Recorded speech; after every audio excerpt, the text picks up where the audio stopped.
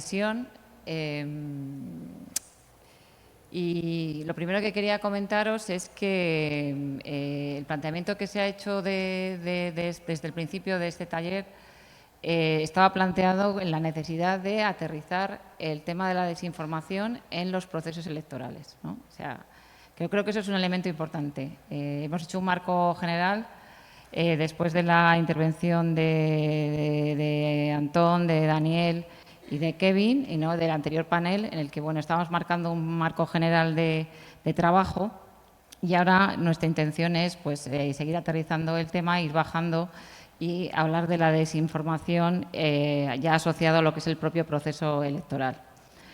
También me gustaría destacar lo que habéis visto durante lo que llevamos de mañana, en que para la Agencia Española de Cooperación es muy importante el encuadrar esta actividad en lo que es el programa de la democracia, ¿no?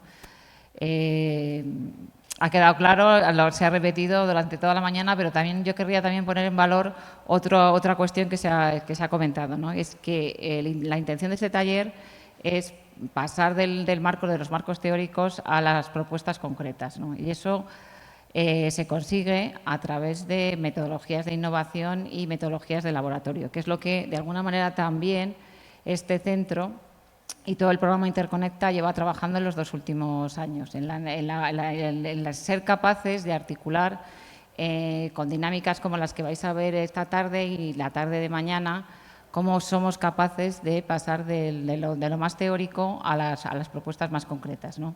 Entonces, nuestra intención es que de este taller salgan propuestas que puedan a futuro articular nuevos proyectos o nuevas iniciativas. Entonces, eso es un reto que tenemos por delante y que esperamos conseguirlo. Voy a hacer lo mismo, voy a pasar a nombrar a las personas que nos acompañan esta mañana en el taller y, ya saben que toda su trayectoria profesional está en la documentación.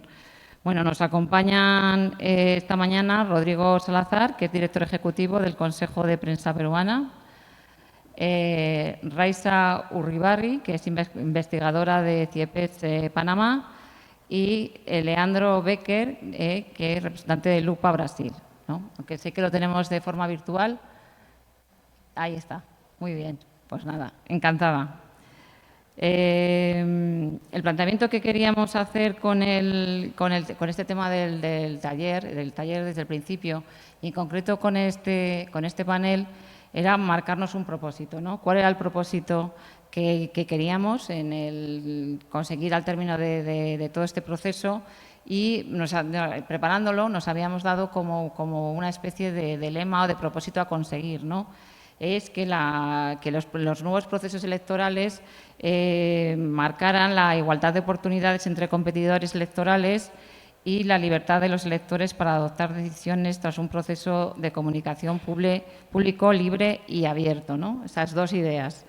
Conseguir que la igualdad de oportunidades entre competidores electorales, por una parte, y la libertad de los electores para adoptar su decisión, ¿no? Entonces, estos 2 desideratum, que así los hemos planteado, vamos a intentar articular una serie de medidas en distintos campos, porque es verdad que para abordar este propósito no se puede acometer más que abordándolo desde muchos puntos de vista, como ya hemos tenido ocasión de ver a lo largo de la mañana. Entonces, yo haría la misma pregunta. Si os parece, vamos a hacer eso. Vamos a dar un turno de 7 minutos, ¿no? Planteando la primera cuestión, que sería en qué medida o de qué forma las nuevas tecnologías están impactando en los procesos electorales o en las conductas de los electores, ¿no? O sea, que si os parece, sobre estas 2 ideas escuchamos vuestra exposición durante 7 minutos. Si te parece, Rodrigo, adelante.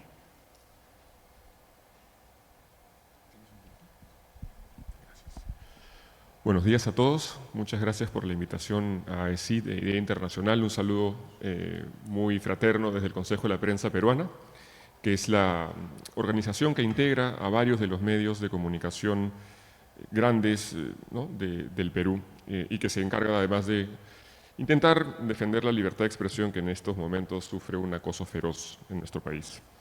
En el Perú tuvimos, si vinculamos lo que las nuevas tecnologías, las elecciones y también la desinformación, tuvimos en el año 2021, cuando postularon a la presidencia Pedro Castillo y Keiko Fujimori, una segunda vuelta que los argentinos podrían entender ahora, ¿no? Entre Massa y Milei, ¿no? Entre el malo y el peor.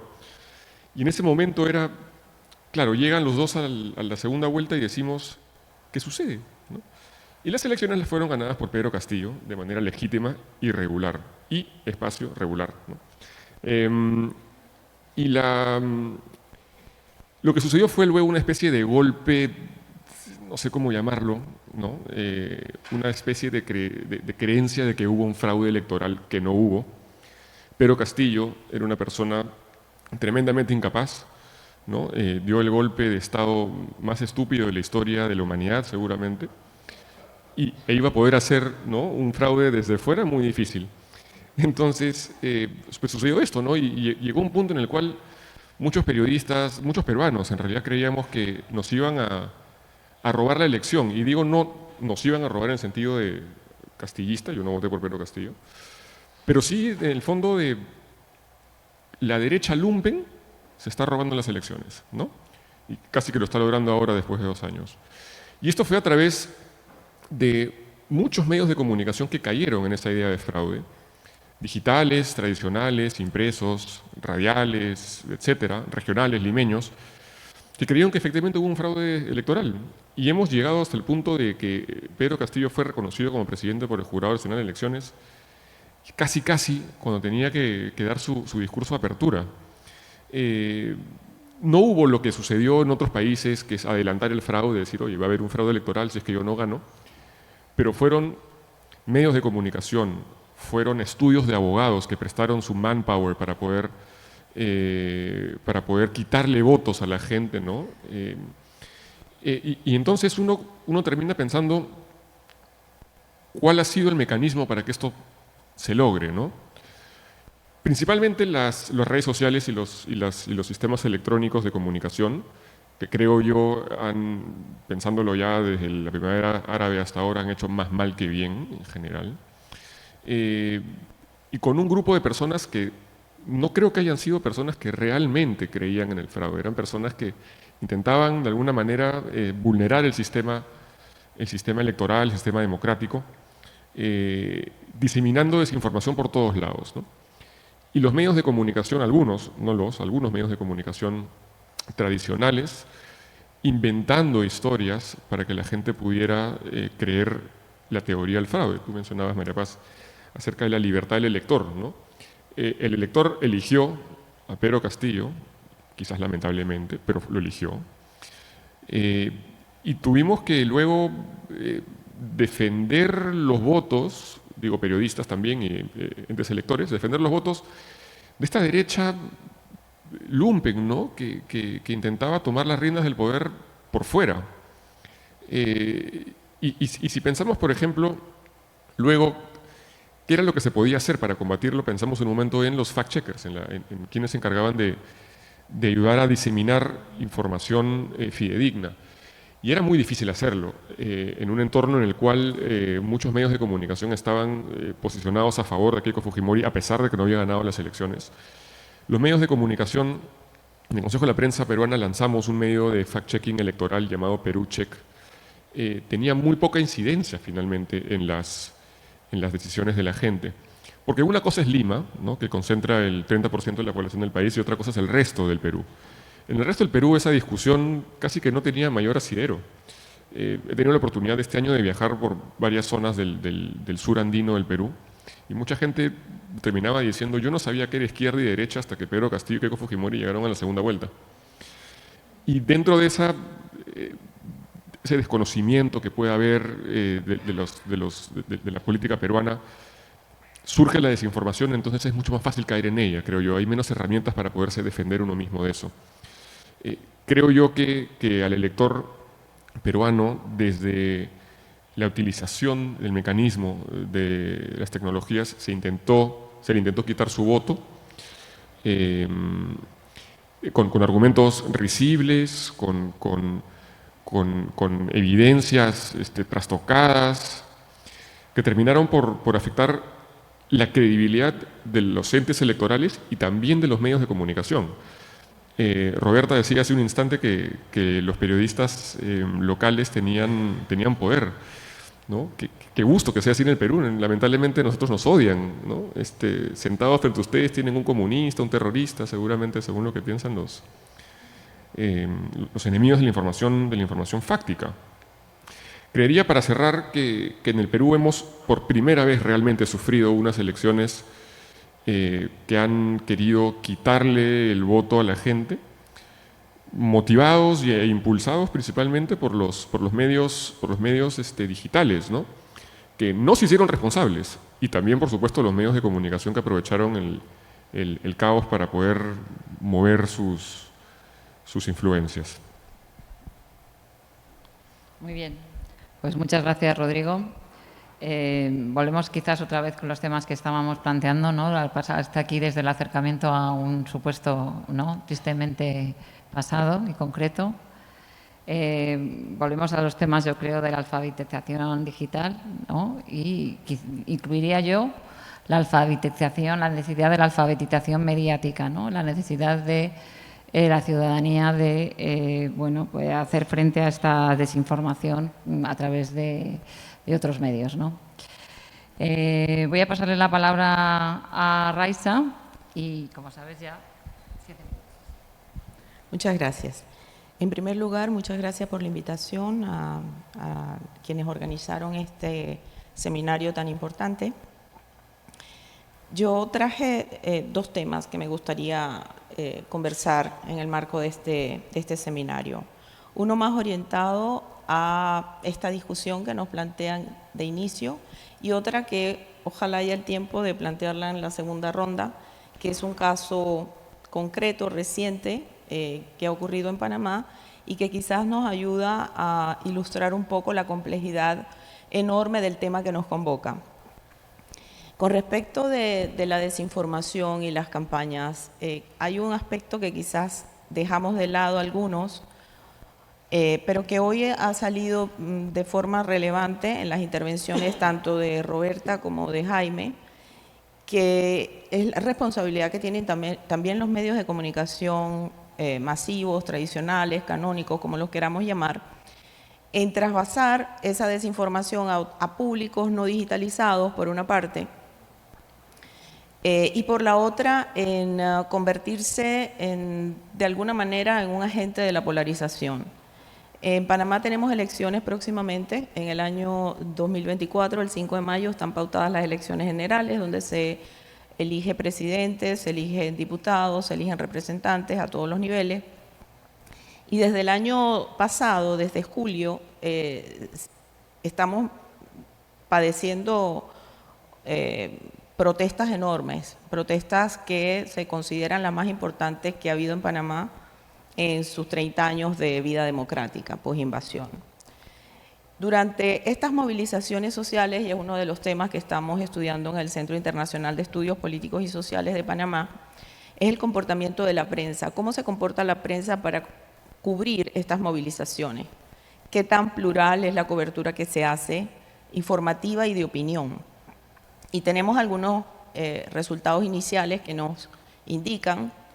Quizás son primeras muestras muy pequeñas, por un término breve y en un momento muy conflictivo, como fue julio del año pasado, que nos hablan de unas coberturas que no dejan fisura o espacio para que los movilizados expresen su descontento.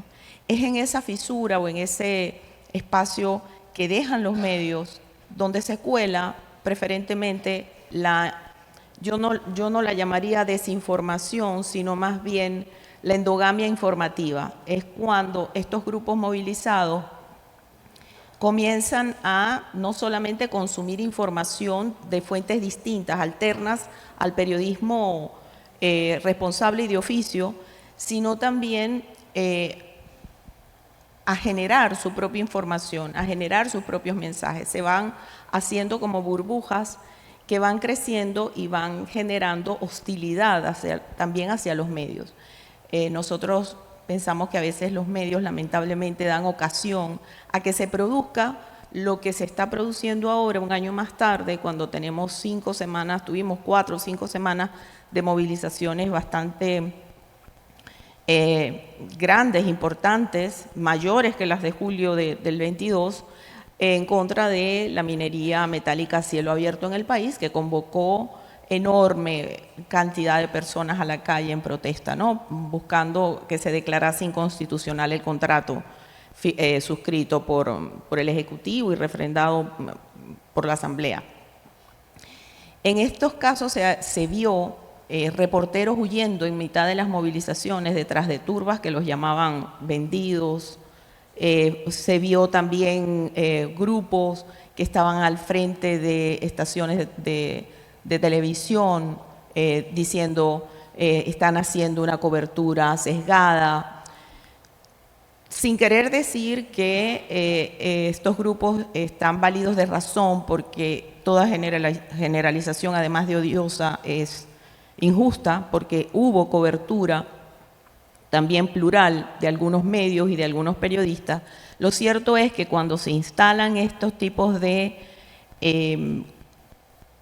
prácticas poco democráticas de medios que deberían serlo, también se provocan estas burbujas de desinformación. Entonces creo que no solamente hay que llamar la atención a los que ciertamente Jaime Abello lo trajo acá, el extraordinario trabajo del CLIP sobre los mercenarios digitales. No solamente esos mercenarios digitales están instalados allí promoviendo narrativas, sino que a veces a esos mercenarios digitales, y lo voy a decir en un término muy colombiano, se les da papaya, se les pone bombita, diríamos en Venezuela en términos beisboleros, porque se les deja el campo abierto. Cuando no hay información de calidad, es más fácil que ocurra la desinformación.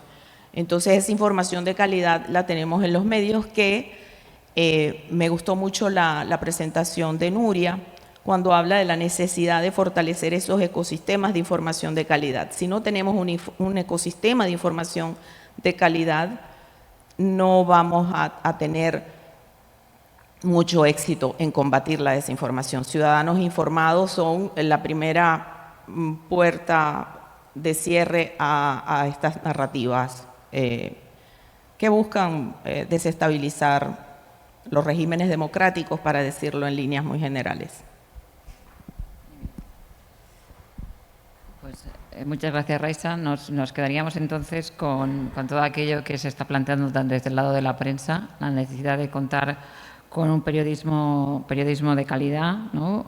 Con códigos, imagino que códigos deontológicos, para acabar con esos mercenarios digitales. Y de alguna manera pues el plantearlo todo de forma positiva, ¿no? Ya no en los términos a veces de limitación en los que nos planteamos el problema, sino en términos positivos, para conseguir esos marcos de integridad, ¿no? Que tenemos no solo que limitar, sino que trabajar para conseguirlos. Muy bien, pues le vamos a pasar la palabra a Leandro Becker, desde Brasil, cuando quieras. Buenos días, María, Rodrigo, Raiza y todas las personas que nos acompañan. Mi nombre es Leandro Becker, soy el editor en jefe de periodismo en Lupa, en Brasil. Ante todo, gracias por la invitación. Es un honor participar en un seminario tan importante para debatir un tema fundamental hoy en día. También empezaré pidiendo disculpas de antemano porque no hablo español con fluidez, pero espero que puedan entender mi portuñol.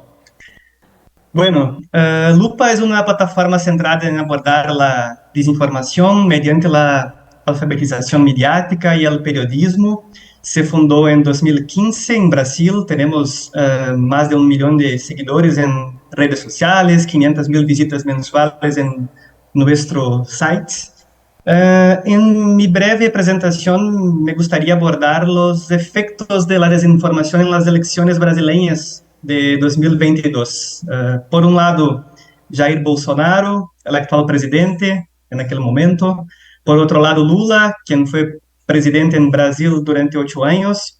Y esa disputa ocurrió en un contexto de polarización política, pandemia de COVID-19, más de 700.000 personas murieron en Brasil, crisis económica, aumento de la pobreza, preocupación internacional por el medio ambiente, riesgo de una crisis institucional y uso intensivo de redes sociales. Esto inflamó un ambiente de falta de diálogo, mucha violencia, tanto en el mundo real como en el virtual. Y la desinformación estaba dentro de él como un virus. En los hogares las familias se dividieron, en la televisión cada candidato contaba una versión diferente de la misma historia, y en las redes sociales surgieron burbujas que distorsionaron la percepción de la realidad. Y el resultado fue una división social. Y la votación mostró que Lula ganó con 50,9% contra 49,1% para Bolsonaro. Una diferencia de 1 millón de votos en un universo de 125 millones de personas.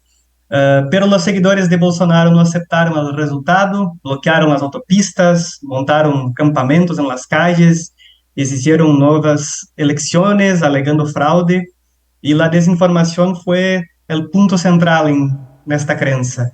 La consecuencia fue el ataque antidemocrático del 8 de enero, una semana después de que Lula asumiera la presidencia. Los edificios del gobierno y el parlamento y la justicia fueron destruidos por vándalos, similar a que lo ocurrió en el Capitolio de los Estados Unidos, y nuestra democracia estaba en peligro. Hoy las elecciones han quedado atrás, pero la crisis y la desinformación no, y la vigilancia se convirtió en una regla. La desinformación circuló de diferentes maneras durante las elecciones, incluyó ataques contra el sistema electoral, negacionismo relacionado con personas que pasan hambre, por ejemplo, y hasta una polémica sobre baños unisex. Enfrentamos una guerra de confusión donde el objetivo no era la verdad, sino sembrar dudas. Solo en octubre, cuando ocurrió la votación, recibimos más de 18,000 solicitudes de verificación de hechos, fact-checking.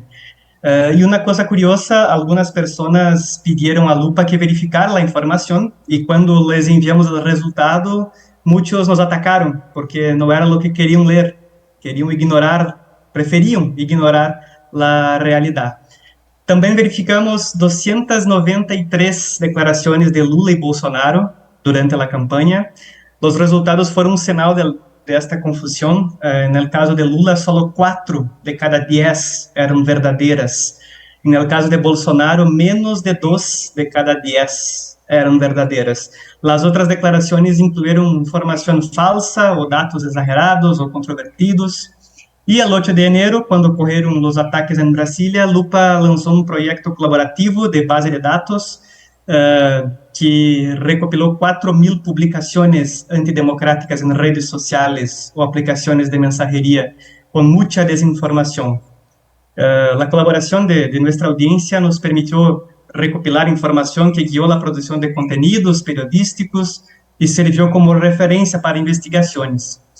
Bueno, ¿qué hemos aprendido? Es difícil resumir lo que hemos vivido y aprendido, no menos importante porque todavía lo estamos viviendo y todavía estamos aprendiendo. Pero en términos generales, la desinformación es un problema social que divide las familias, evita el diálogo, genera crisis, debe ser tratada con compromiso y responsabilidad por todas las partes interesadas. La lucha contra la desinformación debe ser sistémica en nuestra visión. El periodismo es parte de ello, pero simplemente señalar lo que es verdadero o falso no es suficiente. La educación es esencial para cambiar la situación. La vigilancia debe ser permanente. El trabajo de chequeos de hechos es una herramienta para lograrlo y para la rendición de cuentas del gobierno. La sociedad y todas las partes interesadas también deben apropiarse de esta herramienta.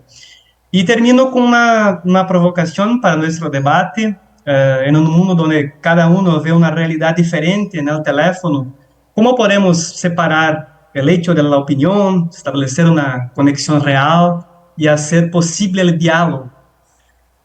Espero que podamos salir de aquí con caminos para encontrar esta respuesta. Muchas gracias.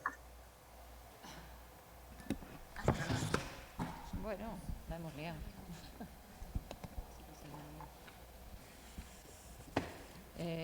Muchas gracias, Leandro. La verdad que escuchar de primera voz y de primera mano, bueno, hechos que eran muy conocidos, pero que resultan especialmente, te llegan mucho más, ¿no? Cuando alguien te los cuenta, además desde una organización como la vuestra que está tratando de sacar lecciones aprendidas, ¿no? Y buenas prácticas y maneras de a futuro que no se produzcan situaciones como estas, ¿no?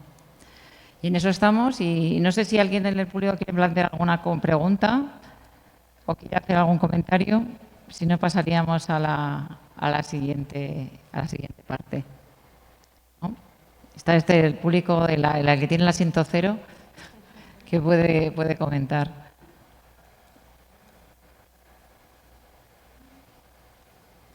¿No se anima? Bueno, tendremos ocasión.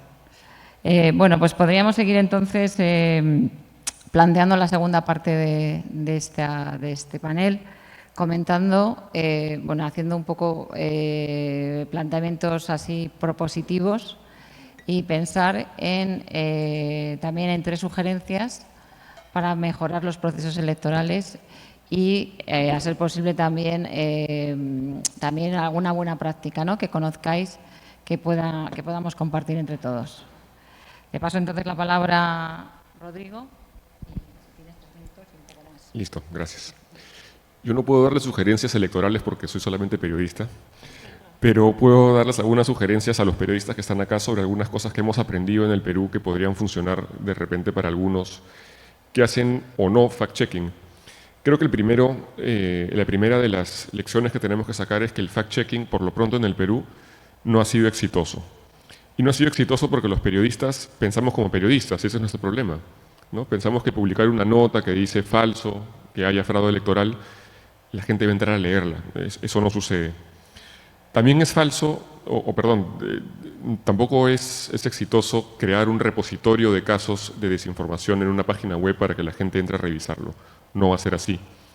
Cuando lanzamos Perú Check en el Perú, integrado por varios medios de comunicación grandes, nacionales, lanzamos nuestra página web y la verdad es que fue muy triste ver los primeros indicadores de tráfico de la página web.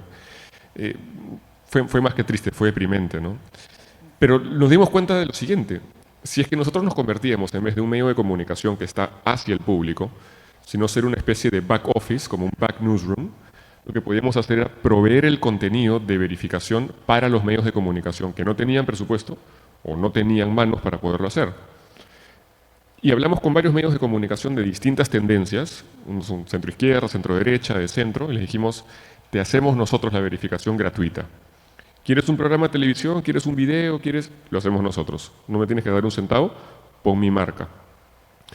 Claro, el problema ahí es cómo haces tú para que ellos confíen en tu cobertura y que hagas un periodismo válido.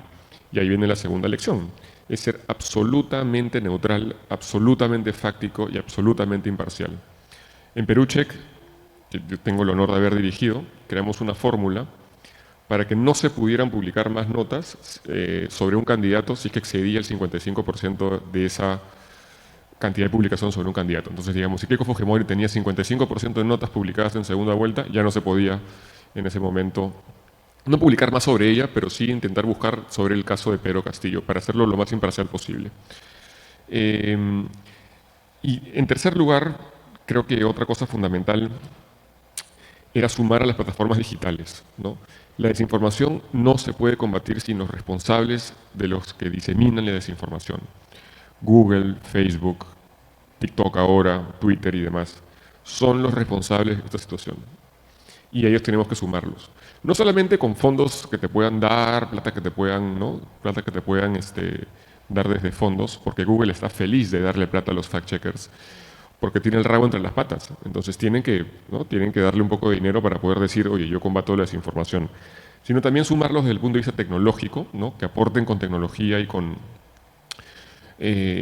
herramientas que pues, puedan ayudar a entender hacia dónde se mueve la desinformación, cuáles son las notas o los temas o las narrativas más desinformativas que hay, y su compromiso, ¿no? No basta solamente con firmar un contrato, con darte un poco de plata, sino que de verdad estén interesados en poder trabajar eso. Nosotros, al aplicar estas, yo no digo que esta sea la fórmula exitosa, pero digo que nos funcionó bien en las elecciones regionales del 2022, del año pasado. Pasamos de un penoso tráfico a tener un alcance cercano a 1 millón de personas, que en el Perú no es poco para medios de comunicación y para periodistas. Y lo que funcionó también, y cierro con esto, es que no hicimos un periodismo centralizado. El Perú es un país muy centralizado en Lima. Entonces lo que hicimos fue buscar periodistas de varias regiones, de Cusco, de Arequipa, de la selva, de la sierra, del norte, y que ellos se encargaran de poder hacer la verificación de las regiones cercanas a ellos. Entonces no primaba la versión limeña centralista, sino más bien una versión un poco más, ¿no? Un poco más acrisolada, si cabe el término, que ayudaba a que peruanos de otras regiones también pensaran, ok, la desinformación no viene del diario tal, perdón, la verificación no viene del diario tal, sino de un lugar, digamos, descentralizado. Y ahora sí, la última. Integramos a muchos medios de comunicación, como decía, de varias tendencias, y trajimos editores de esos medios de comunicación, y dijimos, tú el diario centro-derecha, tú el diario centro-izquierda, tú la radio tal, los quiero como editores. Distintas formas de ver las cosas ayudan a equilibrar un poco la cobertura, y creo que eso, en desinformación y fact-checking, ayuda mucho para que el lector finalmente sepa que la información que está leyendo es un poco más neutral, ¿no? No, yo diría que lo vais a ver luego en el taller, ¿no? Todas estas cuestiones que has planteado, que seguramente los periodistas que estáis aquí en la sala pues compartís, vais a tener ocasión, no solo entre vosotros, sino también con las personas que formen parte del grupo, de ver cómo se pueden articular medidas concretas y ver buenas experiencias de alguien que esto ya por aquí ya ha pasado, y que pueda articular también, bueno, pues una posible solución, ¿no? De eso yo creo que sería el objetivo de lo que queremos trabajar esta tarde, ¿no? Sobre la experiencia de lo pasado, plantear cuestiones a futuro de cómo se puede trabajar. La verdad es que en lo que se ha planteado en el taller, la responsabilidad de las plataformas, pues me parece que al final son editoras, ¿no? En la medida que mueven los algoritmos, editan, ¿no? Entonces, esas editoriales que además nadie conoce, que no es como en la prensa tradicional, en la que las editoriales de los periódicos quedan claramente marcadas en estos medios digitales, hoy ni siquiera estos medios digitales, las propias redes, a través de los algoritmos están editando, ¿no? Pero editan algo que nadie conoce, ¿no? Realmente. El hecho de la responsabilidad política de alguien que como empresa privada está tomando decisiones políticas, ¿no? Yo creo que hay una responsabilidad que es importante y que tiene que ver también con la forma en la que se tienen que digamos, organizar, ¿no? O plantear a futuro. Bueno, le pasaría entonces la palabra a Raiza para ver esas tres sugerencias.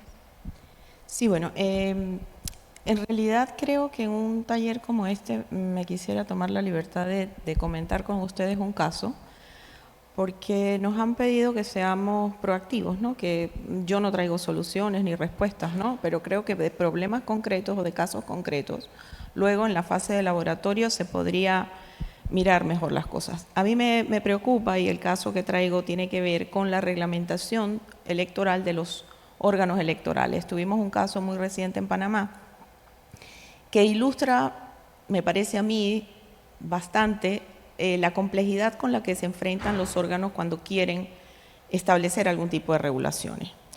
En Panamá, quizás algunos lo saben, la campaña y la propaganda las regula un código electoral que se modifica paulatinamente, progresivamente, luego de cada elección. Se busca que se recojan los acontecimientos que sucedieron en el proceso electoral y se hagan unas elecciones con una reglamentación que responda a los nuevos desafíos. Desde el 2019, el Código Electoral panameño incluye disposiciones sobre la campaña electoral digital. Este año, para las elecciones 2024, el Código Electoral renovado incluye un capítulo completo de 35 artículos que orientan cuál va a ser el comportamiento, digamos, reglamentario, regulatorio del órgano electoral. Yo no soy abogada, así que yo traje esto por escrito porque no tengo esa habilidad de recordar los artículos de memoria, ¿no? Pero el primer artículo de este tercer capítulo del Código Electoral dispone que la campaña electoral es el conjunto de actividades pagadas que desarrollan los partidos, los precandidatos y los candidatos durante un periodo determinado. Es decir, propaganda solamente establecen como actores de la propaganda los partidos, los precandidatos y los candidatos. No nombra otros actores. El 259 además subraya que se entiende por propaganda electoral los mensajes que se difundan y sean pagados de cualquier forma. Es decir, no establece una sola forma de pago, sino cualquier forma en que sea pagada esa propaganda. Para promover, y ahí incluye otro elemento, no solo la imagen a favor de un candidato, sino en contra de otro. En unos medios que el artículo 262 posteriormente lista, es una lista enorme, pero incluye las redes sociales, las aplicaciones móviles, la publicidad en buscadores, los medios digitales, y además deja abierto un campo enorme porque dice, y otras tecnologías que permitan la difusión de propaganda electoral.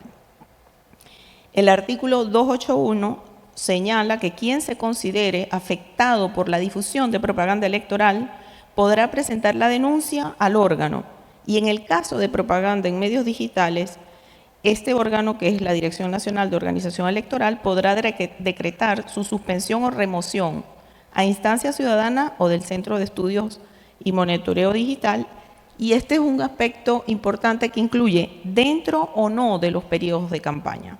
Es decir, estamos viendo, es pagada, pero puede ser dentro o no dentro de los periodos de campaña.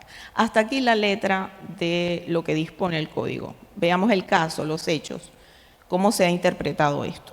En octubre pasado, un candidato a la presidencia de la República en las elecciones que vienen en el 2024 se sintió afectado por lo que él calificó una campaña sucia en su contra por parte de un periodista y de 2 portales digitales que usaban su imagen, usaban su fotografía, su nombre, videos donde él participaba.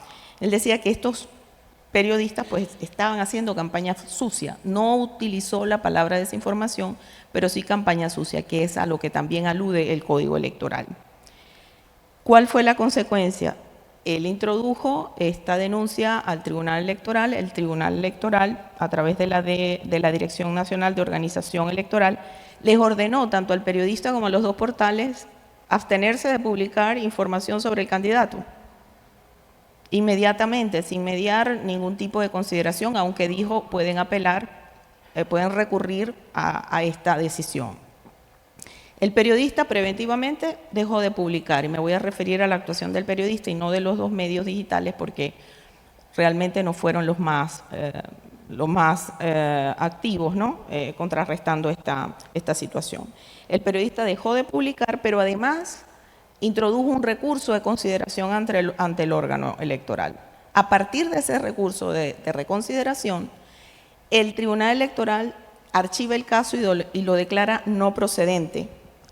Pero además, y aquí viene lo interesante de la cuestión, además de que la declara no probada y la archiva, inmediatamente se produce la modificación del código en uno de sus artículos. Y entonces dice que con respecto a las publicaciones no pagadas en los espacios digitales, con el fin de preservar y garantizar el derecho a la libertad de expresión, este caso se archiva. Es decir, ahora la pregunta es, ¿cómo se sabe cuando una publicación es o no pagada? Es decir, el artículo 257 lo establece. Propaganda es cuando se paga. Entonces, ahora el artículo 222 dispone que para saberlo basta con la declaración bajo la gravedad del juramento si la persona recibió o no recibió pago. Eso es lo único que hace falta, que la persona declare si recibió pago o no. En este caso, el periodista dijo, a mí no me pagaron, ni otros candidatos, ni ninguna gente que me haya querido usar para promover una campaña sucia en contra del candidato. Pregunto yo, cuando existen estos mercenarios digitales orquestados tan difíciles de precisar, tan difíciles de detectar y de poder establecer las relaciones que se producen entre ellos, ¿basta con una declaración de a mí no me pagaron? Ahí yo no traigo respuesta ni nada por el estilo, pero ¿cómo determinar si hubo pago? En el caso de que se les localice, porque además el artículo dice, el centro de atención al usuario deberá localizar al emisor, preguntarle si recibió pago o no y hacerle la salvedad de que puede jurar o no si recibió o no el pago. Entonces, ahí hay, digamos, una complejidad enorme cuando una disposición reglamentaria hacia la propaganda y la campaña electoral deja en el plano, pongámoslo, moral, si de quien es pillado haciendo este tipo de campaña, jurar si recibió o no. ¿Se puede hacer de otra forma? ¿Qué otros mecanismos? Creo que en el laboratorio pudiéramos estudiar este caso.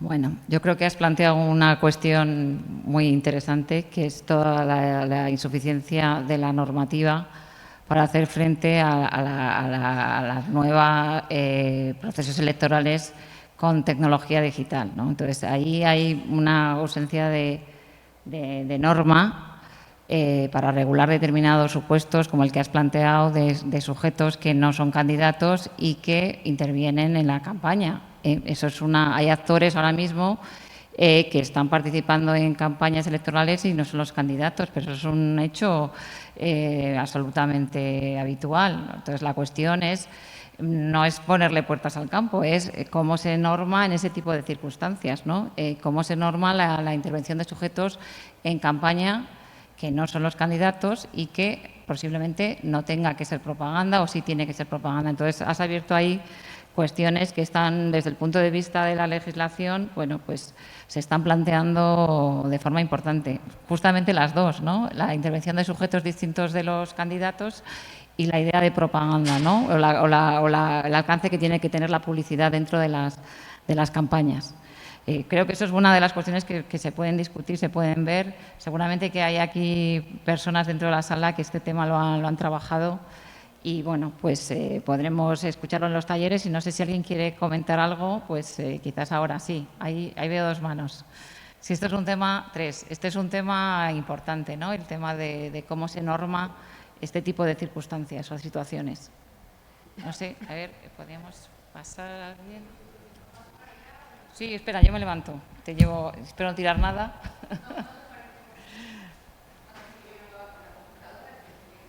Sí.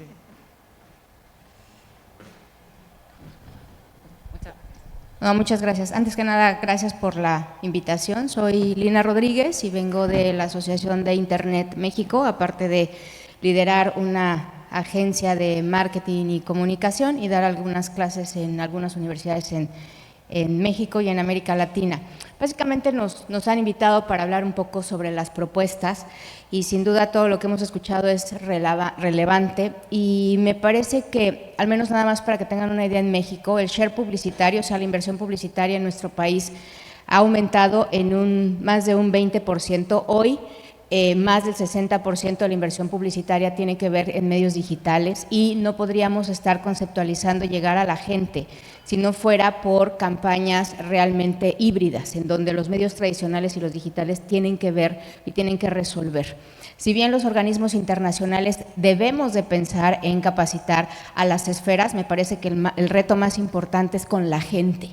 Tenemos que hacer que nuestro periodismo sea híbrido, es decir, que le hable tanto a los medios tradicionales, pero también a los digitales, pero que también sepan hacer que este contenido digital sea realmente interesante para la gente. Como lo acaban de decir, es súper triste que se generen estos blogs de información y que la gente no lo atienda. ¿Por qué no lo atiende? Porque no le es relevante, porque la gente no sabe por qué la democracia para ellos es de interés. Y ahí, cuando pareciera que no es de interés, sí podría estar en un tema de ciberseguridad. ¿Por qué? Porque se vulnera la democracia y las libertades de las personas cuando no tengo la información. Algo que también consideramos irrelevante es que sí o sí, tanto los organismos internacionales como el periodismo tiene que hacer grandes esfuerzos sobre la inteligencia artificial. Para que un chat como tal funcione, tiene que tener al menos 5 millones de datos y tienen que ser datos organizados. Si no hay ya esfuerzos en este sentido, en un par de años, gracias a la inteligencia artificial, no va a haber bases de datos que podamos regular y que podamos tener certidumbre de que esa información es real. Y solamente la podríamos cargar quienes estamos en este tipo de foros. Otra de las cosas, naturalmente, es la educación para el votante, para que pueda discernir esta información, pueda tener lo que son las fake news. Y al menos en México estamos haciendo un trabajo muy importante, pero es con niñas y jóvenes que todavía no llegan al punto de estar votando. Entonces, creo que una de las soluciones podría ser enfocarnos en cómo la gente puede activar o desactivar o darse cuenta que esta información no funciona, de la relevancia de las redes sociales en su decisión de voto y cómo puede llevar a las urnas, porque ese es otro de los grandes temas. La gente no está yendo a las urnas a votar porque no le parece relevante qué es lo que está sucediendo, y es a partir de este contenido que vaya aterrizado a su realidad, haga una diferencia. Gracias. Parece, luego seguimos. Vamos a pasar ahora a Israel.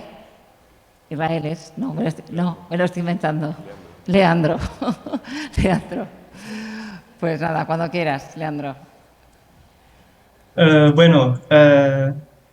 Yo gustaría de hablar sobre 3 puntos: periodismo, regulación de las redes sociales y transparencia de las plataformas. El primer punto. La cuestión de la financiación del periodismo es importante y debe resolverse, pero también es esencial que el periodismo esté abierto a reinventarse a sí mismo, en mi avaliación. Los días en que los periodistas decidían en una sala qué era noticia, qué le importaba a la gente, deben quedar relegados al pasado. El periodismo no puede pretender decir a la gente lo que quiere o necesita saber, sino escucharla. Solo así entenderemos que es importante para ellos y cómo podemos contribuir y ser relevante.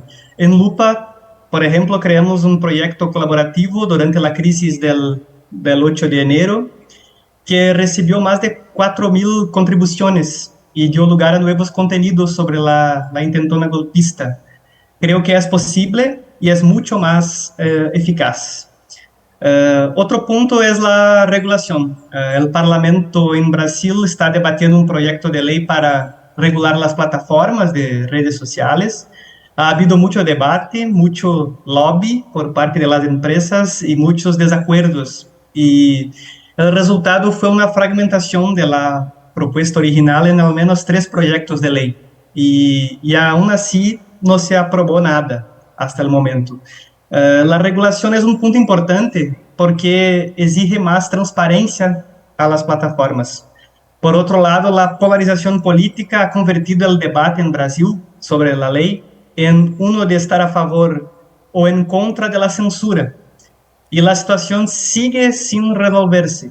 Pero es fundamental tenermos algún tipo de regulación para evitar una nueva guerra digital en las elecciones municipales del próximo año en nuestro país. Y el tercer punto, la transparencia. Las plataformas no han señalado nada nuevo para combatir la desinformación.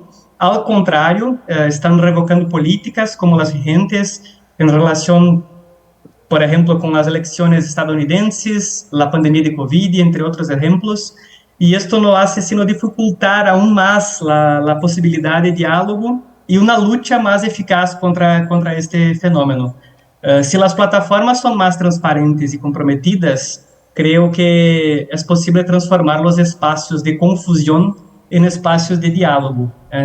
Y esto es muy relevante en este momento para si queremos resolver alguna cosa.